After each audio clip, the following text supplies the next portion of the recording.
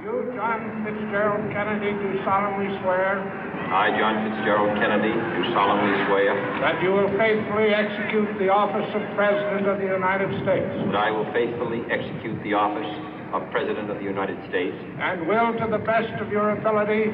And will, to the best of my ability. Preserve, protect, and defend the Constitution of the United States. Preserve, protect, and defend the Constitution of the United States. So help you God.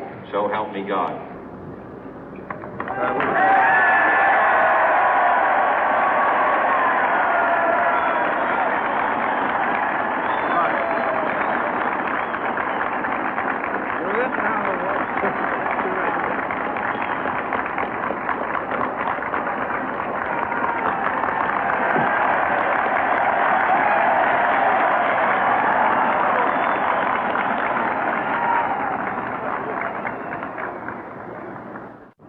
Vice President Johnson, Mr. Speaker, Mr. Chief Justice, President Eisenhower, Vice President Nixon, President Truman, Reverend clergy, fellow citizens. We observe today not a victory of party, but a celebration of freedom, symbolizing an end as well as a beginning, signifying renewal as well as change. For I have sworn before you and Almighty God the same solemn oath our forebears prescribed nearly a century and 3/4 ago. The world is very different now, for man holds in his mortal hands the power to abolish all forms of human poverty and all forms of human life.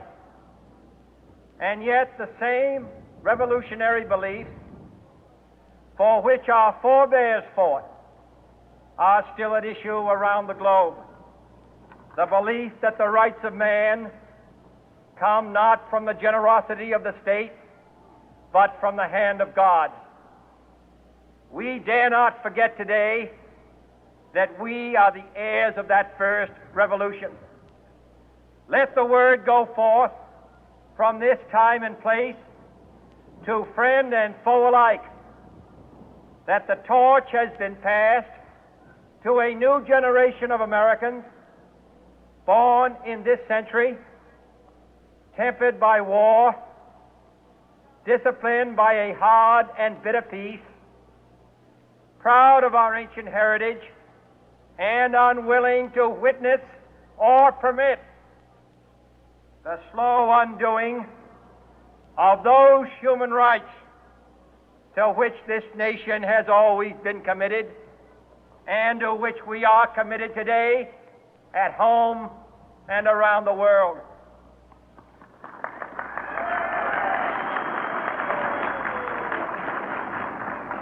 Let every nation know, whether it wishes us well or ill, that we shall pay any price, bear any burden, meet any hardship, support any friend, oppose any foe to assure the survival and the success of liberty.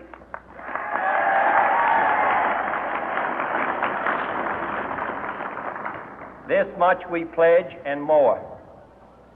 To those old allies whose cultural and spiritual origins we share, we pledge the loyalty of faithful friends.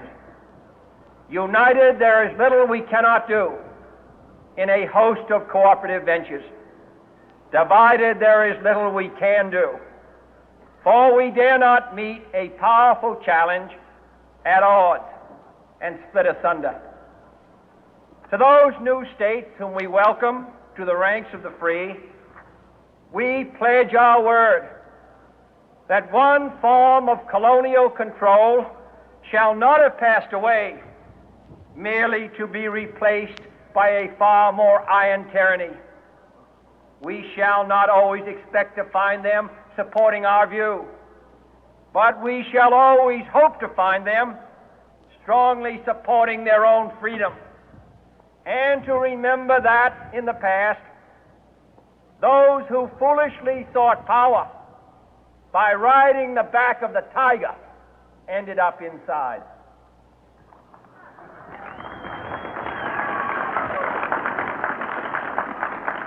To those people in the huts and villages of half the globe struggling to break the bonds of mass misery, we pledge our best efforts to help them help themselves for whatever period is required, not because the communists may be doing it, not because we seek their votes, but because it is right. If a free society cannot help the many who are poor, it cannot save the few who are rich.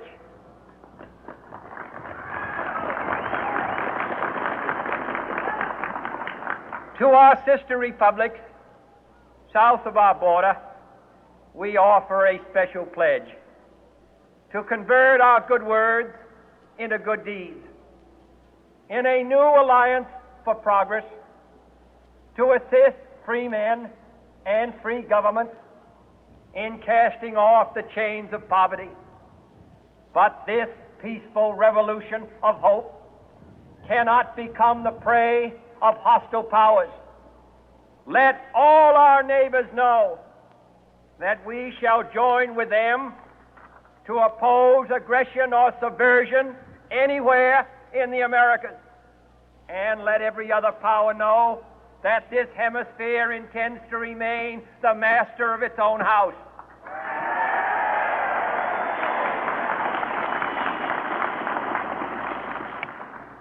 To that World Assembly of Sovereign States, the United Nations, our last best hope, in an age where the instruments of war have far outpaced the instruments of peace, we renew our pledge of support to prevent it from becoming merely a forum for invective, to strengthen its shield of the new and the weak, and to enlarge the area in which its writ may run. Finally, to those nations who would make themselves our adversary, we offer not a pledge, but a request that both sides begin anew the quest for peace. Before the dark powers of destruction, unleashed by science, engulf all humanity in planned or accidental self-destruction, we dare not tempt them with weakness, for only when our arms are sufficient beyond doubt can we be certain beyond doubt that they will never be employed. But neither can two great and powerful groups of nations take comfort from our present course, both sides overburdened by the cost of modern weapons, both rightly alarmed by the steady spread of the deadly atom, yet both racing to alter that uncertain balance of terror that stays the hand of mankind's final war. So let us begin anew, remembering on both sides that civility is not a sign of weakness, and sincerity is always subject to proof. Let us never negotiate out of fear, but let us never fear to negotiate.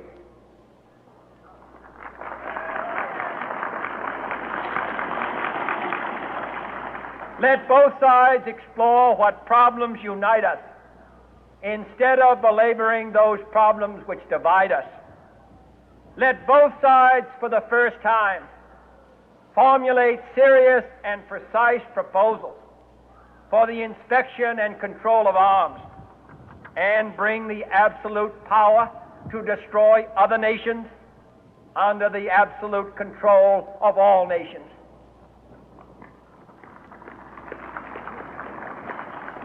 Let both sides seek to invoke the wonders of science instead of its terrors. Together, let us explore the stars, conquer the deserts, eradicate